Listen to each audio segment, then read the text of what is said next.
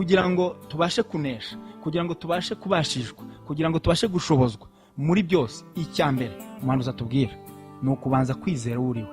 Ni iby'igiciro cyinshi kumenya ko Imana yabanje kugutekerezaho, yabanje kuntekerezaho, yari mfite muri gahunda. Kristo yaje kuncungura, yaje kugucungura abifite muri gahunda. Niyo mpamvu adashobora kugutakaza, niyo mpamvu adashobora kuntakaza, ahubwo ari kumwe natwe.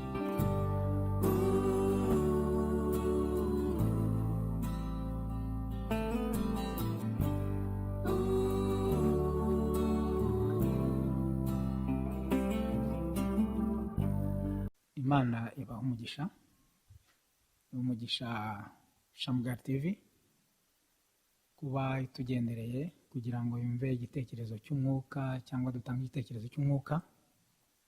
Imana rwose umugisha uyu murimo mu butumwa bwitwa Esprit de Vérité, paragraphe ngira ngo 31. Umuhanuzi Branham avuga ko Imana yita cyane ku kintu gito dukora cyangwa ikintu kinini dukora. Nk'uko wita ku mukumbi wawe muto cyangwa wita ku mukumbi wawe munini, niko Imana nayo itwitaho, yita ku cyo ukora cyose. Niyo mpamvu Shamgar TV mbasabiye umugisha ku murimo ukomeye bakora, kandi Imana izagumye uwagure. Ubwo rero nanjye nitwa Mwendaso Hermani, kugira ngo nanjye ntange igitekerezo ku ijambo, kubera ko Imana yaravuze mu igisekuruza.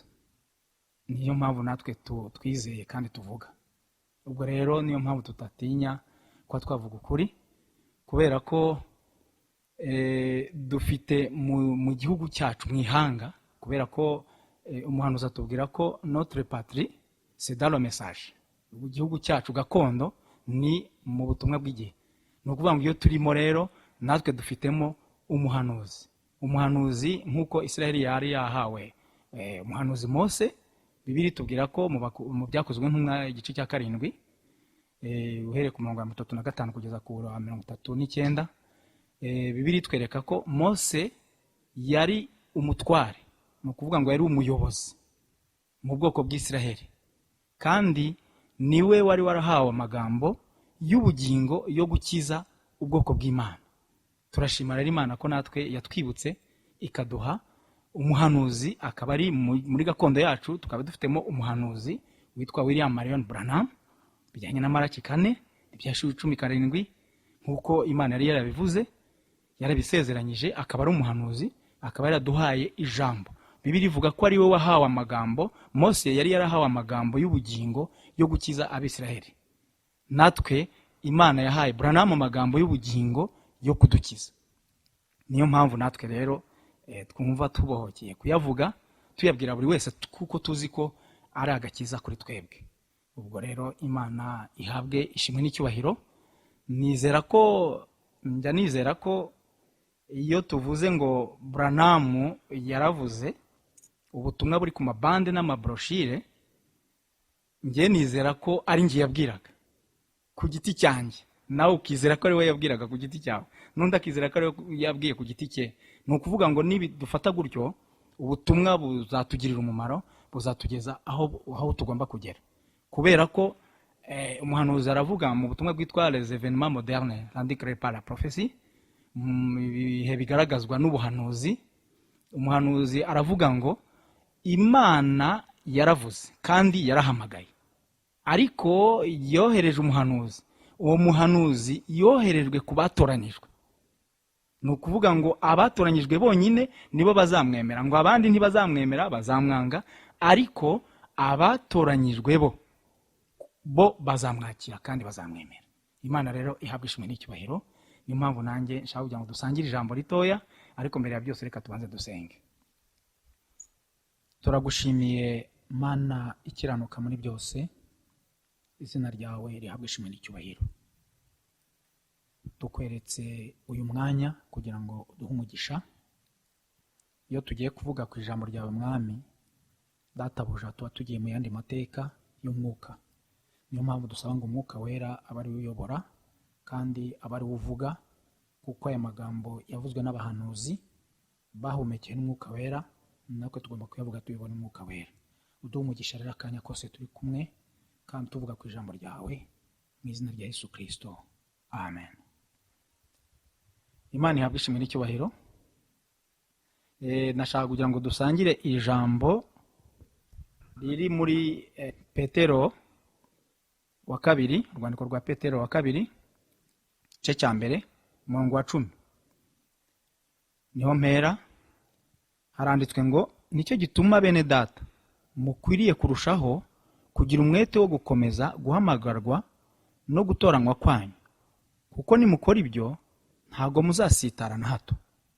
Umurongo wa 11, ahubwo bizabaha rwose kwinjira mu bwami butazahanguka bwa Yesu Kristo, niwe mwami n'umukiza wacu. Hano ubwami butazahanguka no kuvuga ngo ubwami bw'iteka ryose. Ubwami bw'umwami wacu Yesu Kristo ntibuzahanguka. Ubwami tujyamo n'ubw'iteka ryose, ntabwo buhanguka, buzahoraho iteka ryose. No mu Batesalonike ba kabiri, urwandiko rw'Abatesalonike rwa kabiri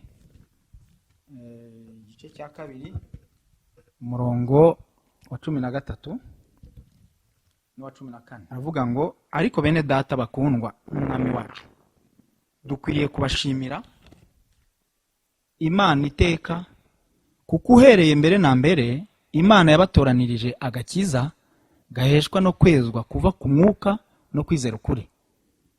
Nibyo yabahamagariye, ibahamagaje ubutumwa twahawe kugira ngo muhabwe ubwiza bw'umwami wacu Yesu Kristo. Imana ibahe umugisha. Hano nashatse kuganira kuri iri jambo ku gitekerezo cy'umwuka, kugira ngo mbereke ijambo rishobora gukomeza bene data mw'ibi bihe, rishobora kubafasha, rishobora kudufasha. Ndababwira nanjye nibwira, kuko ndi umwe muri mwe. Bibiliya ivuga ko turi ingingo zigize umubiri umwe, umubiri wa Kristo, itorero ry'Imana nzima. Turi ingingo zigize uwo mubiri rero, twese turi abiyo famille, turi famille de Jésus. Nkuko iyo famille yari imeze ku gihe cy'intumwa, umuhanuzi avuga ko yari famille ikomeye, ifite imirimo y'Imana ikomeye, ifite ibitangaza by'Imana, ifite imbaraga z'Imana, ifite kurondora k'umwuka, ifite ubugingo, ngo ijambo ryari rifite imbaraga icyo gihe. Ariko umuhanuzi atubwira ko ijambo nubwo ryari rifite imbaraga icyo gihe, ariko ubuho rifite ubukana burusha ubw'icyo gihe. Nicyo rero nagira ngo twibukiranye na bene data bakundwa, bashiki bacu bakundwa, kugira ngo tumenye, twibukiranye nkuko Petero yabyibukije bene data, ngo tuzirikane guhamagarwa kwacu no gutoranywa kwacu. Imana iduhamagara yari yabanje kubitekerezaho, yarabigambiriye, ibishyira muri gahunda. Umuhanuzi aravuga mu butumwa bwitwa ngo arereveye Jésus, aravuga ngo ntabwo mu butumwa bwitwa kujya gukangura Yesu, ngo ntabwo Kristo yaje gucungura itorero mu buryo bwa hazard cyangwa mu buryo bwo gushakisha cyangwa gutomboza. Yarafite objectif, yarafite but, yarafite intego ihamye. Natwe aduhamagara yabanje kutumenya. Muzi ko kugira ngo Bibiliya itwereka ko Imana ijya kuduhamagara, yabanje kutumenya, iradutoranya, hanyuma iraduhamagara. Yabanje kubidufite, yadutekerejeho. Il a pensé à nous. Yaradutekereje, yarantekereje, yaragutekereje. Ibyo ngibyo byonyine muri iki gisekuruza bigomba kugukomeza, bigomba kunkomeza, nkamenya ko hari position Imana yangeneye n'iki gisekuruza ngomba kuba ndimo. Hari umwanya ngomba kuba ndimo, hari uruhande ngomba kuba ndimo, ku ruhande rwo kuba kuri Kristo mu ijambo ry'igihe. Kubera ko dufite amasezerano akomeye yagomba gusohozwa muri gisekuruza, kuko tugeze mu gihe cy'uko ijambo ryambara umubiri. Ni ukuvuga rero, kugira ngo tubashe kunesha, kugira ngo tubashe kubashishwa, kugira ngo tubashe gushobozwa muri byose, icya mbere umuhanuzi atubwira ni ukubanza kwizera uriwe, ukamenya uriwe. Imana yaguhamagariye iki? Imana yagutoranyirije iki? Ese kuki Imana yagushyize aha ku isi? Imana yantoranyirije iki? Yampamagariye iki? Ni byiza, ni iby'igiciro cyinshi kumenya ko Imana yabanje kugutekerezaho, yabanje kuntekerezaho, yari mfite muri gahunda. Kristo yaje kuncungura, yaje kugucungura abifite muri gahunda. Niyo mpamvu adashobora kugutakaza, niyo mpamvu adashobora kuntakaza, ahubwo ari kumwe natwe. ubwo rero iri jambo Petero atubwiye ngo nitutekereza dutyo, nitwibuka tukazirikana guhamagarwa kwacu no gutoranywa kwacu, ngo ntabwo tuzasitara na hato. Niko yatubwiye, nituzirikana ibyo ntituzasitara na hato, ahubwo tuzaba dukomeye, tuzakomera, n'ibyo tuzanyuramo byose tuzaba dukomeye. Aravuga ngo nicyo gituma bene data mukwiriye kurushaho kugira umwete wo gukomeza guhamagarwa kwanyu no guhamagarwa no gutoranywa kwanyu, kuko nimukora ibyo ntabwo muzasitara na hato. Ntabwo uzasitara na hato. Hariya twasomye mu Batesalonike wa kabiri igice cya mbere hatubwiye ngo Imana yadutoranyirije kera, yatumenye kera, idutoranyiriza ubugingo, idutoranyiriza agakiza gaheshwa no kwezwa n'Umwuka Wera no kwizera ukuri. Ngibyo tubiheshwa no kuba twarahamagawe n'ubutumwa twohererejwe. Imana yohereje Branham yoherezwa kugira ngo atugarure. Iyo bavuze kurestora, Kristo yaje kurasheta, yaje gucungura no kugarura ikintu mu buryo bwacyo bw'umwimerere, ukagikura mu mwanya kitari kirimo, kitagomba kirimo, kikagaruka mu mwanya wacyo. Hanyuma Kristo amaze kuducungura, kuko umuhanuzi avuga ko Kristo Adamu ashyirwa hano ku isi yarafite ubushobozi, yarafite ibintu bitatu ahuriyeho n'Imana. Icya mbere, yarafitanye isano n'Imana, yarafitanye ubucuti n'Imana, yarafitanye ubusabane n'Imana. Amen. Ubwo ibyo ngibyo byamuheshaga kuba ari umuntu udasanzwe hano ku isi, ariko aza kubitakaza. Umuhanuzi aratubwira ngo mu butumwa bwitwa le fondement fondamental pour la foi, aratubwira ngo Adam ikintu yatakaje la conscience de ce qu'il était, yatakaje umutima nama cyangwa umutima wo kumenya icyo Imana yamugize, icyo Imana yamushyiriye hano ku isi. Kandi twibuke ko mw'iki gisekuruza natwe tukirimo turabana b'Imana, turabana b'Imana, nicyo kiduhesha isano n'Imana. Kuko umuhanuzi aravuga ngo niba uri umuhungu w'Imana, nkaba ndi umuhungu w'Imana, ukaba uri umukobwa w'Imana, ni ukuvuga ngo uri umugabane w'Imana. Imana ntiyuzuye itagufite. Urumva ko uri uw'agaciro rero, urumva ko ndi uw'agaciro. None rero birasaba ko ndi umuhungu w'Imana, ukaba umuhungu w'Imana, undi akaba umukobwa w'Imana, nawe tukaba twese abana b'Imana. Imana iri kumwe natwe nk'umubyeyi wacu, ntabwo yadutakaza. Niyo mpamvu itugendaho, iba maso kuri twebwe amanywa n'ijoro. Iryo jambo rigukomeze mwene data, nanjye rinkomeze. Profeta aravuga ngo mu butumwa bwitwa le fondement fondamental pour la foi, aravuga kuri paragrafe ya 9 wenda igiko cya kabiri. Alors, eh bien, au travers, c'est ce que Dieu lui avait donné. Eh bien, c'est ça le commencement de l'homme. Et c'est ce que Dieu lui avait donné comme pouvoir sur toutes choses sur la terre. Nguko niryo tangiro ry'umuntu, kandi ibyo nibyo Imana yari yamuhaye, nubwo bubasha Imana yari yamuhaye hano ku isi. Eh bien, au travers de la chute, amaze kugwa, il a perdu son pouvoir, yatakaje ubwo bubasha. Alors il est devenu inconscient de cette réalité. Ahinduka umuntu utakaje uwo mutima kubwo bubasha n'ubwo bushobozi n'ibyo sano yaratanye n'Imana, après avoir perdu sa relation, son amitié et sa communion avec le Père. Amaze gutakaza isano rye n'Imana, son amitié, ubucuti n'Imana et sa communion avec le Père. Alors il a perdu cela, et tous ces grands canons se sont obstrués et il ne pouvait plus établir le contact. Iyo miyoboro yose yamuheshaga kumenya ko ari umwana w'Imana, afite ubushobozi, afite ubutware hano ku isi, yahawe gutegeka umuyaga, yahawe gutegeka isi, yahawe gutegeka byose, byatumye atakaza. Amaze kubitakaza, yatakaje umutima, yatakaje ubwo bwenge, yatakaje uwo mutima nama, hanyuma yisanga hanze iyo gakondo. Ariko Manuza atubwira ngo c'est ce qu'Adam était en Dieu. Or, ce qu'Adam était en Dieu, icyo Adamu yari mu Mana, Christ nous a racheté et nous a ramené à cela. Amen. Kristo yaducunguye atugarura kw'ibyo ngibyo, abitugarura kubwo bushobozi. Aho niho turi rero. Noneho Imana rero yadushyize hano ku isi. Ku murongo wa 11, maintenant le problème est que depuis qu'il a restauré l'homme et l'a ramené à cette place, ikibazo gihari nuko kuva yagarura umuntu akamugarura mw'uwo mwanya. Niyo mpamvu nababwiye ngo hari umwanya tugomba kuba turimo umuhamagaro wacu no gutoranywa kwacu. L'homme par la chute avait perdu la conscience de ce pourquoi Dieu l'avait placé ici sur terre. Umuntu rero yahise atakaza umutima nama cyangwa umutima w'impamvu Imana yamushyize hano ku isi et de ce qu'il devait faire, n'icyo yagombaga gukora.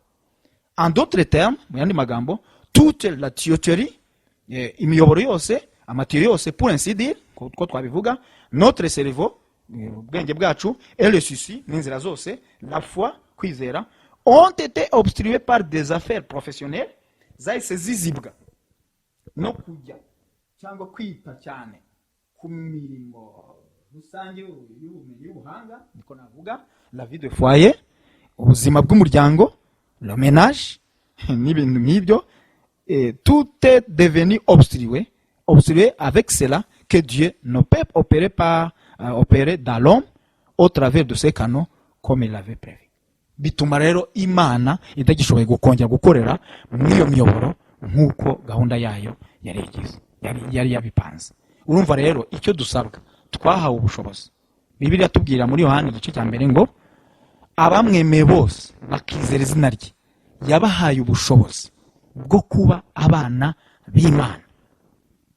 Kuba umwana w'Imana ufite ubushobozi kuri buri kintu cyose kubwo kwizera, kuko Imana ubwayo niyo mwizera wa mbere w'ijambo ryayo. Aravuga ngo muri super essence, mu cyumviro kidasanzwe, aravuga ngo quand Dieu a parlé, quand il a fait sortir sa parole, igihe Imana yavugaga imaze gusohora ijambo ryayo, premièrement Dieu a écrit sa parole. Imana ubwayo yizera ijambo ryayo. Ni ukuvuga ngo Imana niwe mwizera wa mbere w'ijambo ryayo, naho twebwe tutaryizera cyangwa tukarishidikanyaho, Imana yo iraryizera. Ni ukuvuga rero yiduhaye rero kuryizera, ibiduhaye umugabane wayo. Ibyo rero bikaduhesha in position, bikaduhesha umwanya wo kugira ngo natwe tubashe kugira ubwo bushobozi, tumaze kubyarwa bwa kabiri, tumaze guhabwa umwuka wera. Aho ngaho Imana iba muri twebwe, igasigara igendera muri twebwe, muri buri wese dans une portion de la parole, mu mugabane w'ijambo, kuko twese nk'umubiri wa Kristo tugize plenitude cyangwa kuzura k'ubumana kose gukorera muri twebwe. Icyo rero nicyo nakomesha bene data bari hirya no hino. Twizeye ubutumwa bwa Malaki 4, tumenye ko twakiriye umuhanuzi Branham. Umuhanuzi Branham yaje, William Mario Branham yaje yoherejwe n'Imana bijyanye na Malaki 4.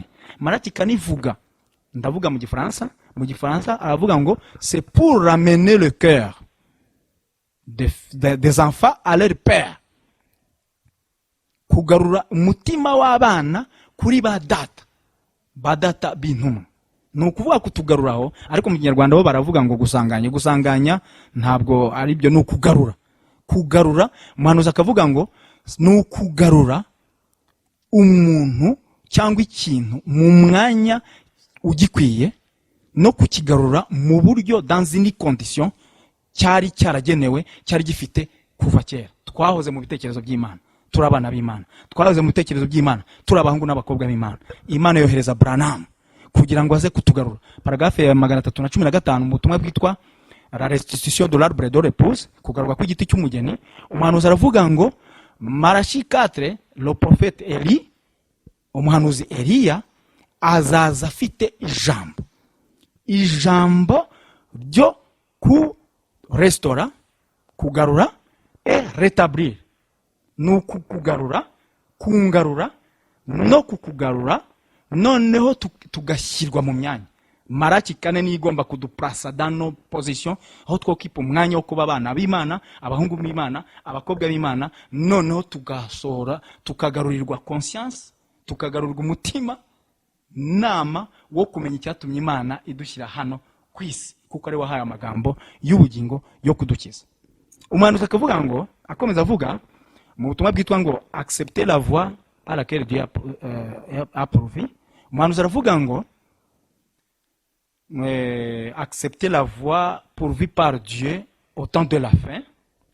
N'umuhanuzi wabibwirize kwemera inzira Imana yagennye muri iki gihe giheruka. Ngira ngo paragrafe 254 na 256, uze kuhasoma. Umuhanuzi atwereka ko Imana yatwoherereje iri jambo, izi mbaraga z'umuzuko, ubutumwa, kugira ngo budukuremo stupidite, budukuremo ubupfu, kuko turi mu gisekuruza cyuzuye ubupfu, cyuzuye inyigisho z'abantu, cyuzuye ibitekerezo by'abantu. Idukure mu ubwo bupfu, idukure mu ibyo bitekerezo by'abantu, hanyuma ituzane mu mwanya wo gutekereza nk'Imana, wo kwibwira nk'Imana, wo guhabwa umutima wa Kristo Yesu, ngo kugira ngo tubashe kugaruka mu mucyo, tubashe kwinjira mu mucyo w'igihe cyangwa mu mucyo w'ubutumwa bwiza, hanyuma atutandukanye n'iyo cerveau intellectuel, ubwo bwenge bwa kimuntu, hanyuma tubashe kumenya kugaruka imbere y'Imana duciye bugufi. Uze kuyisoma, ndumva ari aho ngaho, uze kureba, uramenya cyo Imana yaje kutumarira. Iyi maraki kane yaje kutugarura, kuturestora, kutugarura dans une position où nous devons être des fils et des filles de Dieu, mu mwanya wo kuba abana, abahungu n'abakobwa b'Imana. Noneho yamara kuturestora akatu etablisse, tugasubira mu myanya yacu, tugasubirana bwa bubasha, bwa bushobozi, za mbaraga izo Adamu yatakaje. Kubera iki twashyiriyeho iki? Ndagira ngo wumurishire ijambo, dukomereshe ijambo. Umuhanuzi aravuga ngo mu butumwa nyine le fondement fondamental pour la foi, paragraphe ya 14, aravuga ngo maintenant si nous pouvons nous abandonner complètement à Dieu et à sa volonté et à renoncer à nos propres pensées et laisser simplement la pensée de Christ entrer en nous, ces mêmes manifestations de l'esprit se produiraient au travers de nous, comme c'est le cas pour les choses naturelles. Ce serait pareil. En effet, nous avons été créés au départ dans ce but, c'est-à-dire pour contrôler, pour régner, pour louer Dieu et pour vivre pour Dieu. Amen. Ngubu Imana nidushobora kwirekura tukimarira bwose mu Mana, tukibanira mu Mana mu bushake bwayo, tukareka ibitekerezo byacu, hanyuma tukareka yo igitekerezo cya Kristo kikinjira muri twebwe, ibyo bintu bigaragazwa n'umwuka bizagaragara muri twebwe nk'uko bigaragara mu bintu bisanzwe, nako bimeze. Kubw'ibyo twashyiriwe hano ku isi mu ntego yo kugenzura, yo kwima no guhimbaza Imana no kubaho ku Mana. Icyo nicyo kiratuma ibasha kudufasha, ari uko wibutse umuhamagaro wawe, wibutse gutoranywa kwawe, ukazirikana ko wahamagawe, ukazirikana ko watoranyijwe, ukamenya ko Imana aho ifite aho yagukuye ku isoko ry'ubucakara. Amen. Umuhanuzi aravuga mu butumwa bwitwa le para redempteur, ngo Imana yadukuye ku isoko, racheté cyangwa redempteur. Redemption bisobanuye gucungura, bivuze gukura umucakara ku isoko ry'ubucakara.